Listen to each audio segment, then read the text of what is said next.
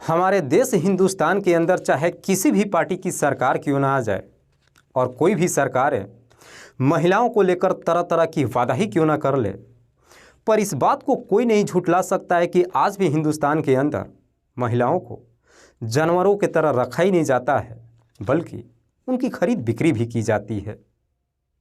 दरअसल आज की कहानी में एक महिला और उसकी एक 11 साल की बेटी इसका इस प्रकार से शिकार होती हैं कि जब इनकी पूरी कहानी सुनेंगे तो वाकई में इसे सुनने के बाद आप भी सोचने और समझने पर मजबूर हो जाएंगे कि आज भी हमारे समाज के अंदर न जाने कैसे कैसे विकृत मानसिकता के लोग भरे पड़े हैं। नमस्कार, आदाब, मैं हसमुद्दीन और आप देख रहे हैं सफ़र क्राइम तक। आज की जो सच्ची घटना मैं आपको सुनाने वाला हूं, ये घटना है गुजरात प्रदेश के सूरत शहर की। दरअसल सूरत का एक थाना पड़ता है पांडेसरा और इसी पांडेसरा का एक इलाका आता है साईं मोहन सोसाइटी। बात कर रहा हूँ मैं 6 अप्रैल की सुबह के करीब 7 बजे के आसपास। दरअसल इसी साईं मोहन सोसाइटी के अंतर्गत एक पार्क है, जिस पार्क में इलाके के तमाम बच्चे क्रिकेट खेल रहे थे। खेलते वक्त ही बॉल जो बाउंड्री के पार चला जाता है, एक बच्चा उस बॉल को लेने के लिए झाड़ियों के पास पहुंचता है। पर वो बच्चा जैसे ही झाड़ियों के पास पहुंचता है, वहां का नज़ारा देख वो जोर जोर से चीखने और चिल्लाने लगता है, क्योंकि उसी झाड़ी में एक लड़की की डेड बॉडी पड़ा हुआ था। उस लड़के का चीख पुकार सुन करके बाकी के तमाम लड़के भी वहां आते हैं और फिर इस बात की जानकारी आसपास के लोगों को देते हैं। धीरे धीरे जब आस पड़ोस के लोग वहां पे इकट्ठा होते हैं और जब उस लड़की की डेड बॉडी को देखते हैं, तुरंत ही इस बात की जानकारी पांडेसरा थाने पुलिस को दे देते हैं। इधर पुलिस को जैसे ही सूचना मिलती है, पुलिस फौरन अपने टीम के साथ जब घटनास्थल पर पहुंचती है, डेड बॉडी को चेक करती है तो मालूम चलता है कि मरने वाली लड़की की उम्र लगभग 11 साल के आसपास थी।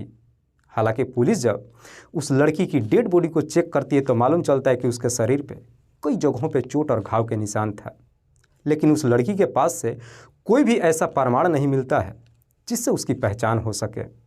पुलिस भी उस लड़की की डेड बॉडी को लेकर के वहाँ पे मौजूद तमाम लोगों से पूछताछ करती है, पर कोई भी व्यक्ति उस डेड बॉडी का शिनाख्त नहीं कर पाता है, जिससे पुलिस यही अंदाज़ा लगाती है कि शायद लड़की इस इलाके की नहीं रहने वाली है। पुलिस सबसे पहले डेड बॉडी को अपने कब्जे में लेकर पोस्टमार्टम के लिए भेज देती है और फिर अज्ञात अपराधियों के विरोध में मुकदमा दर्ज करती है और इस केस की जांच पड़ताल करना शुरू कर देती है। लेकिन पुलिस के लिए इस केस में सबसे बड़ा चैलेंज अब ये हो जाता है कि जब तक मरने वाली लड़की का शिनाख्त नहीं हो जाता, पुलिस इस केस में एक कदम आगे नहीं बढ़ सकती थी। इसीलिए पुलिस उस लड़की का फ़ोटो लेकर के एरिया के तमाम थानों में सर्कुलेट करती है।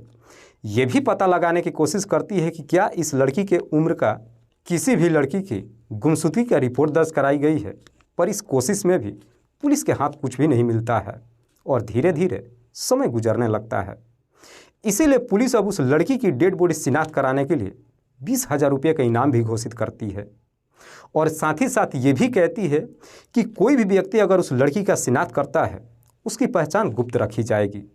लगभग 4 दिन का समय गुजर जाता है, पर बावजूद इसके ना तो कोई व्यक्ति थाने में जाता है और ना ही उस लड़की के बारे में पूछताछ करता है।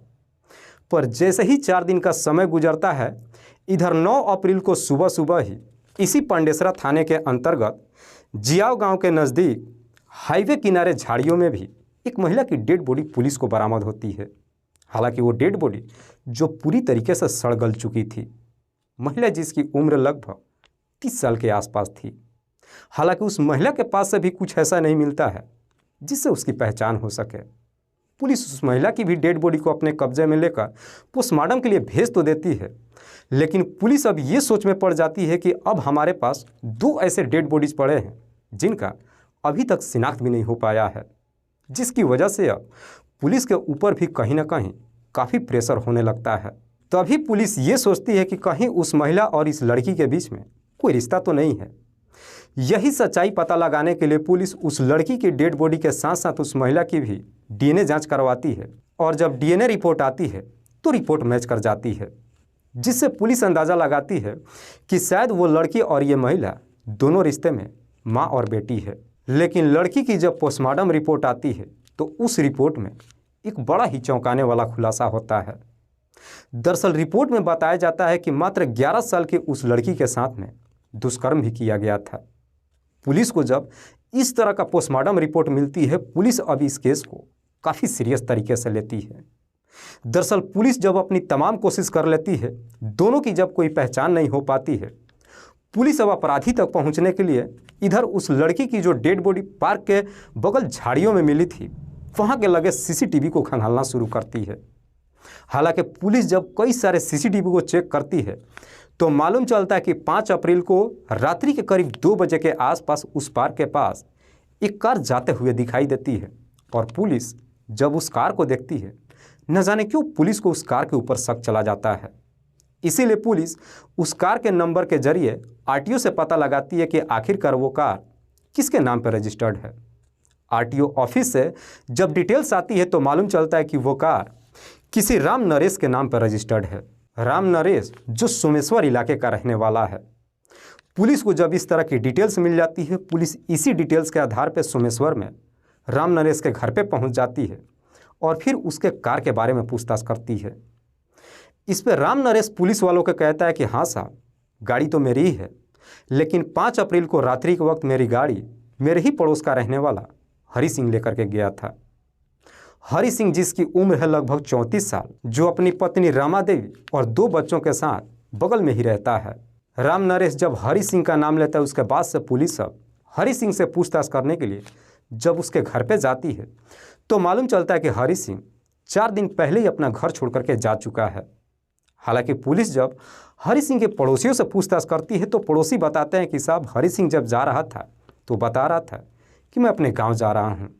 दरअसल हरि सिंह जो मूल रूप से राजस्थान प्रदेश के सवाई माधोपुर जिले का रहने वाला है। आखिरकार पड़ोसियों से हरि सिंह का एड्रेस मिल जाता है और 20 अप्रैल को इधर गुजरात की पुलिस अपनी टीम के साथ राजस्थान में जाती है और राजस्थान के सवाई माधोपुर से हरि सिंह को गिरफ्तार कर लेती है। पुलिस जब हरि सिंह को गिरफ्तार करके थाने में लेकर के आती है और जब उससे उस महिला और 11 साल की लड़की की हत्या के बारे में पूछताछ करती है तो हरि सिंह भी बिना किसी सख्ती दबाव के तुरंत ही अपना जुर्म कबूल कर लेता है। लेकिन साथ ही साथ पुलिस वालों से कहता है कि साहब, उन दोनों की हत्या किया तो मैंने है, पर यकीन मानिए मैं उन दोनों को नहीं जानता हूँ। दरअसल पुलिस अपनी तमाम कोशिश करती है, लेकिन हरि सिंह के माध्यम से भी उस महिला और लड़की की पहचान नहीं हो पाती है। इसीलिए पुलिस अब हरि सिंह से सवाल करती है कि आखिरकार वो महिला और बच्ची तुम्हारे पास आई कैसे। इस पर हरि सिंह कहता है कि साहब, मैं घर में टाइल्स लगाने का काम करता हूं और ये काम मैं ठेके पे लेके करता हूं। दरअसल मेरे ही ठेकेदारी में एक लड़का काम करता है जिसका नाम है कुलदीप। करीब 6 महीने पहले कुलदीप ही उस महिला और बच्ची को अपने साथ लेकर के आया था। कुलदीप ही बता सकता है कि वो महिला और बच्ची कौन है और कहाँ की रहने वाली है। कुलदीप जो इसी सोमेश्वर इलाके का रहने वाला है। हरि सिंह जब कुलदीप का नाम लेता है, उसके बाद से पुलिस कुलदीप के घर पे जाती है, जहाँ पे कुलदीप मिल जाता है। कुलदीप जिसकी उम्र है लगभग 24 साल के आसपास।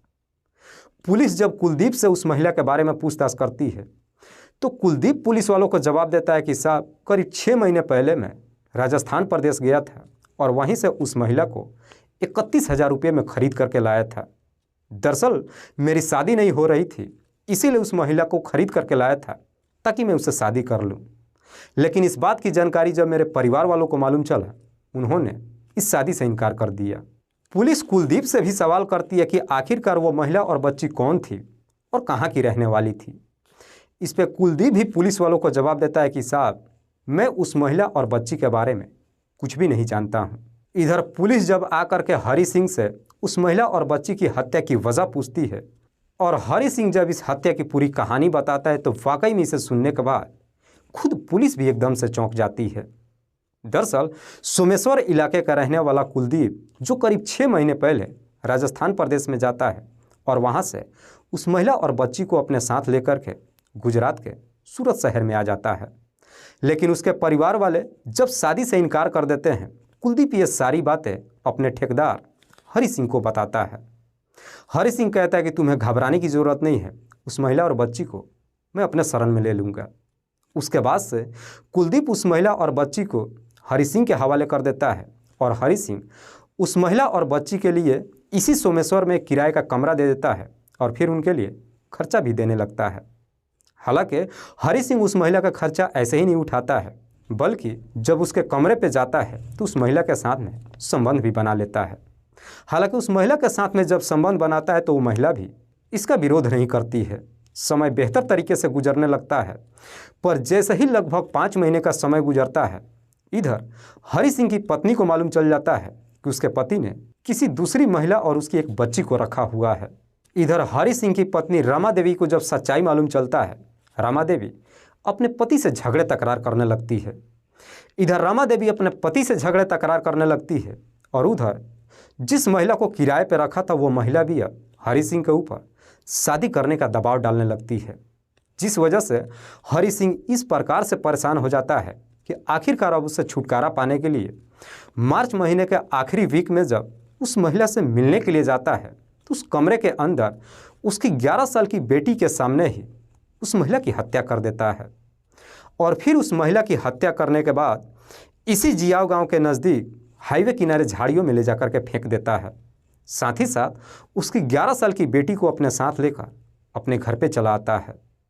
लेकिन उस 11 साल की बेटी को लेकर जब अपने घर पे पहुंचता है, इस बात से हरि सिंह की पत्नी और भी ज़्यादा चिढ़ जाती है और उसी बच्ची को लेकर के अपने पति से और ज़्यादा झगड़ा तकरार करने लगती है, जिसकी वजह से अब हरि सिंह को भी समझ में नहीं आता है कि आखिरकार वो उस बच्ची को लेकर करे क्या। दरअसल हरि सिंह को ये भी डर सताता था कि अगर उस बच्ची को छोड़ देता है तो कहीं उसकी पोल ना खुल जाए। हरि सिंह उस बच्ची को लेकर अपने घर में रहता तो है, लेकिन हमेशा ही डर के साए में जिंदगी जीता है। दरअसल हरि सिंह के अंदर हमेशा ये डर लगा रहता है कि आज नहीं तो कल वो बच्ची कहीं अपना मुंह ना खोल दे। इसीलिए अब हरि सिंह अपने आप को बचाने के लिए 5 अप्रैल को रात्रि के वक्त जब हरि सिंह की पत्नी और उसके दोनों बच्चे गहरी नींद में सो जाते हैं, उस 11 साल की बच्ची को ऊपर छत पे लेकर के जाता है और उसका मुंह दबाकर ज़बरदस्ती उसके साथ दुष्कर्म करता है। हालांकि बच्ची जब विरोध करती है तो उसके साथ पूरी तरीके से मार पिटाई करता है और जब उसकी अपनी हवस पूरी हो जाती है उसके बाद से उस लड़की की भी हत्या कर देता है। उस 11 साल की बच्ची की जब मौत हो जाती है उसके बाद से अब हरि सिंह उस बच्ची की डेड बॉडी को ठिकाने लगाने के लिए अपने पड़ोस के रहने वाले राम नरेश के पास जाता है और झूठ बोल करके उनकी गाड़ी मांग लेता है और फिर उसी गाड़ी में उस 11 साल की बच्ची की डेड बॉडी को लोड करके अपने घर से निकलता है और इलाके में जो पार्क होता है उसी पार्क के बगल झाड़ियों में ले जाकर उसे फेंक देता है और वहाँ से अपने घर चला आता है। वाकई में हरि सिंह जब यह पूरी कहानी पुलिस को बताता है, पुलिस हरि सिंह को गिरफ्तार तो कर लेती है, लेकिन पुलिस भी अब कसम खा लेती है कि उस महिला और बच्ची के बारे में पता लगा करके ही रहेगी। इसीलिए पुलिस एक टीम का गठन करती है और फिर अपने टीम के साथ राजस्थान प्रदेश के सवाई माधोपुर में आ जाती है और अपनी कड़ी मुशक्कत करने के बाद आखिरकार उस महिला के बारे में पता लगा ही लेती है। दरअसल इस कहानी में मैं उस महिला और बच्ची का नाम नहीं बता सकता हूँ, लेकिन वो महिला बेहद ही गरीब परिवार से थी। उसके माता पिता बड़ी मुश्किल से एक शादी करते हैं। वो महिला जब शादी करके अपने ससुराल में जाती है, लगभग 2 साल तक अपने पति के साथ रहती है और इन 2 सालों में उसकी एक बच्ची भी हो जाती है। लेकिन 2 सालों के बाद उसे एहसास होता है कि उसकी शादी गलत जगह कर दी गई है। इसीलिए वो महिला अपनी बच्ची को लेकर हमेशा के लिए अपने मायके में चली आती है। कुछ दिन अपने मायके में रहती है, उसके बाद से उस महिला के घर परिवार वाले उसकी दूसरी भी शादी कर देते हैं। हालांकि वो महिला जब दूसरी शादी करके अपने ससुराल में जाती है, कुछ साल तक अपने पति के साथ तो रहती है, लेकिन अचानक वहाँ से कहीं गायब हो जाती है। दूसरा पति उसे ढूंढते हुए अपने ससुराल में भी आता है, लेकिन ससुराल वाले भी कहते हैं कि हमें हमारी बच्ची के बारे में कुछ भी नहीं मालूम है। उस महिला का दूसरा पति थाने में जाकर रिपोर्ट भी दर्ज कराता है। हालांकि पुलिस उस महिला के जब मोबाइल का लोकेशन ट्रेस करती है, पहले राजस्थान प्रदेश का दिखाई देता है और फिर गुजरात शहर का दिखाई देने लगता है। लेकिन शायद तो पुलिस इस केस को ज़्यादा सीरियस तरीके से नहीं ले पाती है और उस महिला को ढूंढ भी नहीं पाती है। काश कि अगर राजस्थान की पुलिस उसी वक्त ही उस महिला को ढूंढ निकाली होती तो शायद ये महिला और उसकी बच्ची भी आज इस दुनिया में जिंदा होती। हालांकि पुलिस जब उस महिला के दूसरे पति से कुलदीप के बारे में पूछताछ करती है तो उस महिला का दूसरा पति भी पुलिस वालों को जवाब देता है कि साहब मैं किसी कुलदीप को नहीं जानता हूँ। इधर कुलदीप जो पुलिस वालों से बता रहा था कि साहब मैं उस महिला को 31,000 रुपये में खरीद करके लाया था। उसकी बातों में कितनी सच्चाई थी। काश अगर वो महिला जिंदा होती तो शायद सच्चाई का पता लगाया जा सकता था। हालांकि पुलिस जब उस महिला के परिवार वालों को ढूंढ निकालती है, अपनी टीम के साथ गुजरात प्रदेश में लेकर के आती है और फिर उसके परिवार के सामने ही गुजरात शहर में ही उस महिला और बच्ची का अंतिम संस्कार कर देती है। इधर पुलिस हरि सिंह को गिरफ्तार करने के बाद अगले दिन जिला अदालत में पेश करती है, जहां से उसे जेल भेज दिया जाता है। दोस्तों, इस पूरी घटना के बारे में आप क्या सोचते हैं? आप अपनी राय हमें कमेंट बॉक्स में जरूर दीजिएगा। कल फिर मिलते हैं एक और नई सच्ची घटना के साथ। तब तक के लिए जय हिंद, जय भारत।